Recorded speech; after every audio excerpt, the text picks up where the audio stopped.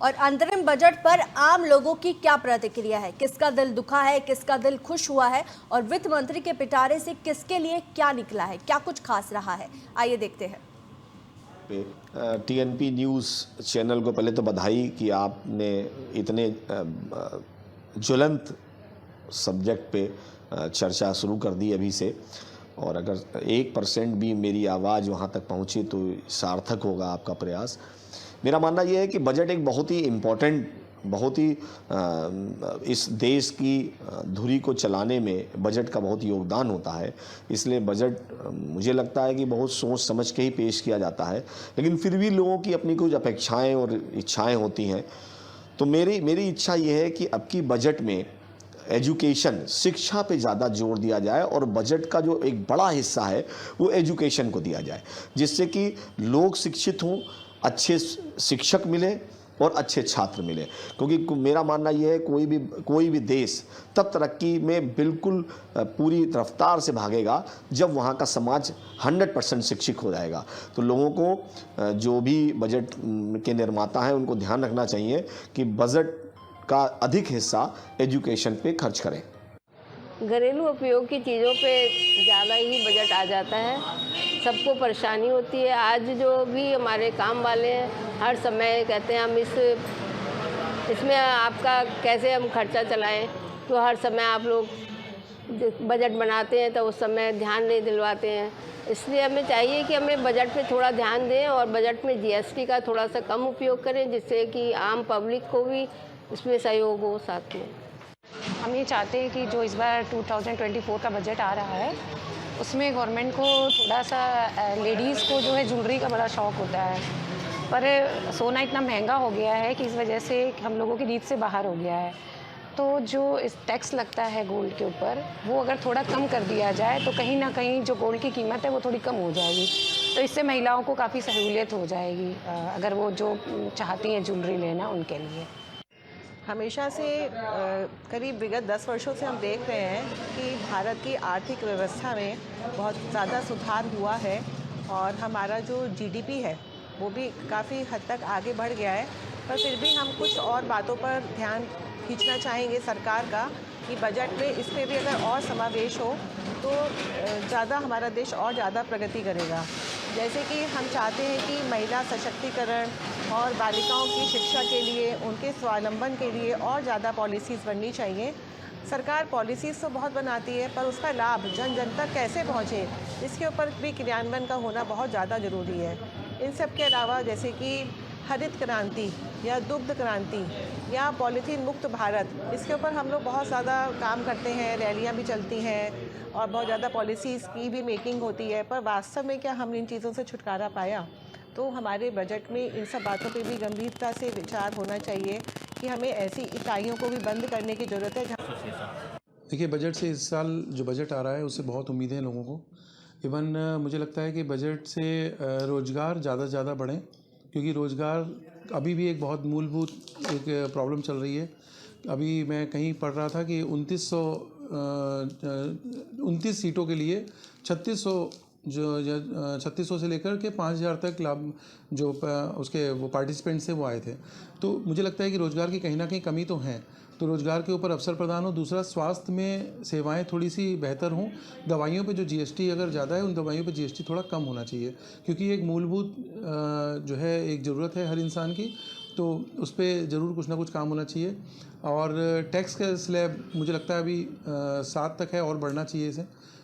शिक्षा के मामले में एजुकेशन, जो जैसे बाहर हम लोग देखते हैं, मुझे उम्मीद है कि प्रधानमंत्री जी इस चीज़ पे पूरा ध्यान देंगे और एजुकेशन को आगे और आगे तक लेके जाएंगे। जैसे बहुत सारे मेडिकल कॉलेज खोले गए हैं, ऐसे ही मैं मानता हूँ कि अगर होम्योपैथी कॉलेज भी और खुलें तो उससे भी बहुत फ़ायदा मिलेगा, क्योंकि इस समय जितनी भी ये होम्योपैथिक, आयुर्वेदिक जितनी भी जो सेवाएँ हैं उनके लोगों को बहुत फ़ायदा मिल सकता है।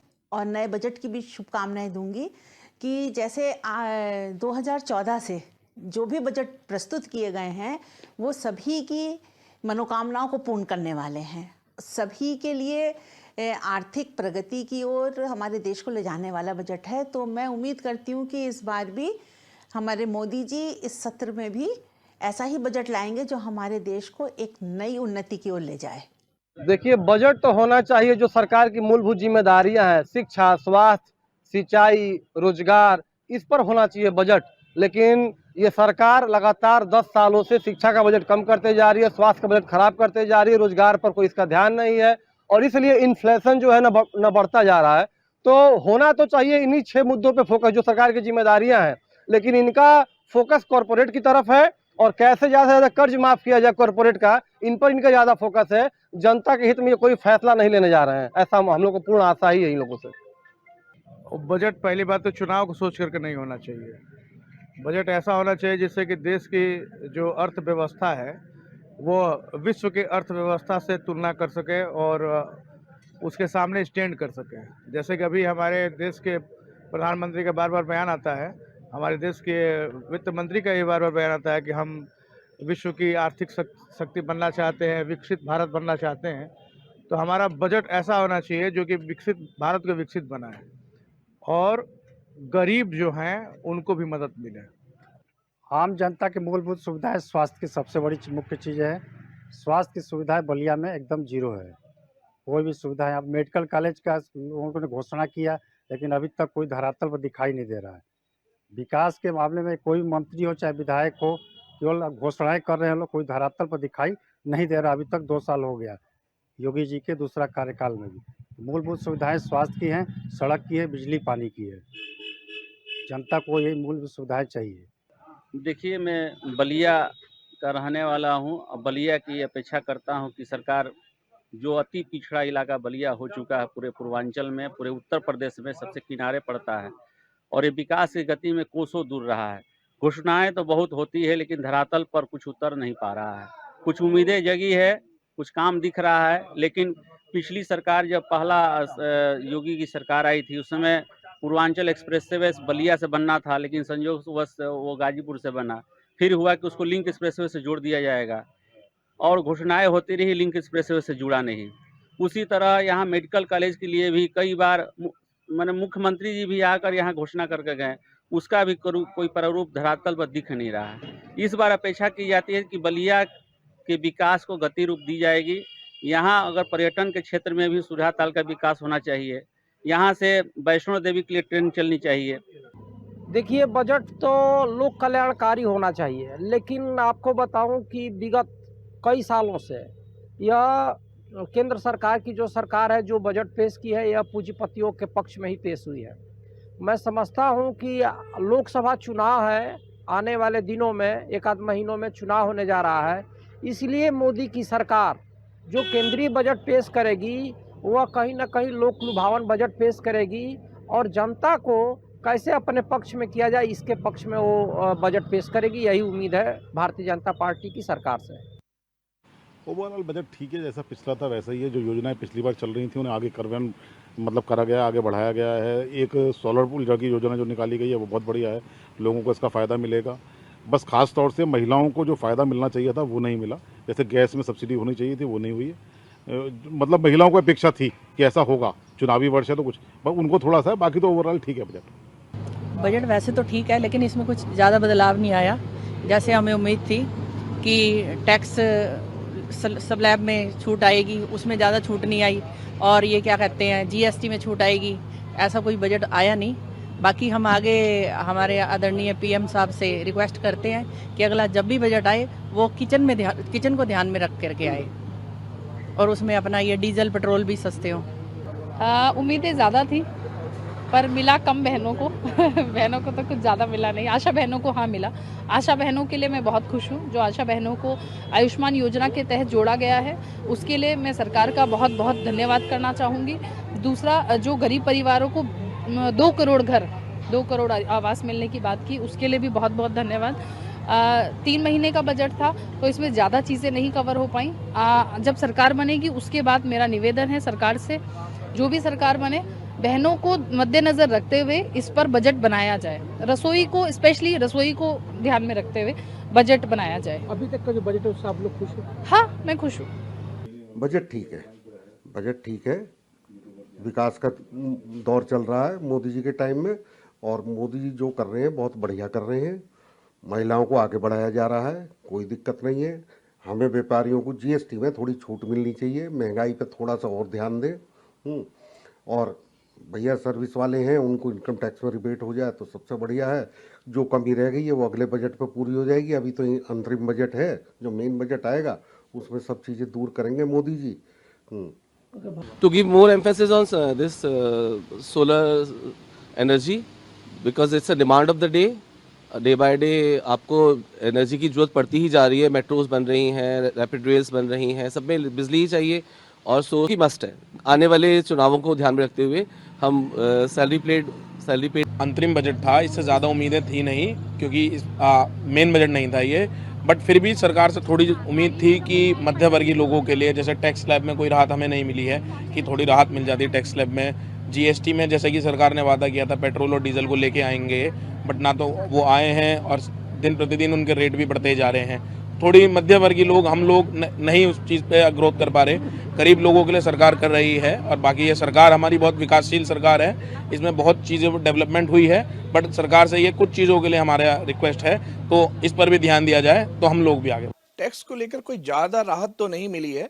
मैं ये कह सकता हूँ कि जो 5 लाख की जो लिमिट थी उसे 7 लाख कर दिया गया है, लेकिन जो स्लैब था उसे जो चेंज करना चाहिए था उसमें कुछ भी चेंज नहीं किया गया है, वो चेंज होना चाहिए था। इलेक्ट्रॉनिक गाड़ियों पे जो राहत दी है वो बहुत अच्छा दिया है, बहुत अच्छा काम कर रही है मोदी सरकार, लेकिन कुछ राहत देनी चाहिए थी मेरे ख्याल से। इम्पोर्टेंट हो चुकी है कि उसमें बजट खुद से एक नॉर्मली उसको मिनिमम करना चाहिए, क्योंकि जब तक इंसान पढ़ेगा नहीं वो कैसे आगे बढ़ेगा। सरकारी स्कूलों में कहते हैं कि पढ़ाई होती नहीं है, प्राइवेट में इतनी फीस होती है, बच्चे पढ़ नहीं सकते। अगर ये प्राइवेट का बजट खुद से कम करेंगे शायद एजुकेशन में भी काफ़ी इंप्रूवमेंट होगा। तो मैं तो एजुकेशन पे ही फोकस करूंगी, क्योंकि एजुकेशन ही आज के डेट में बहुत इंपॉर्टेंट है।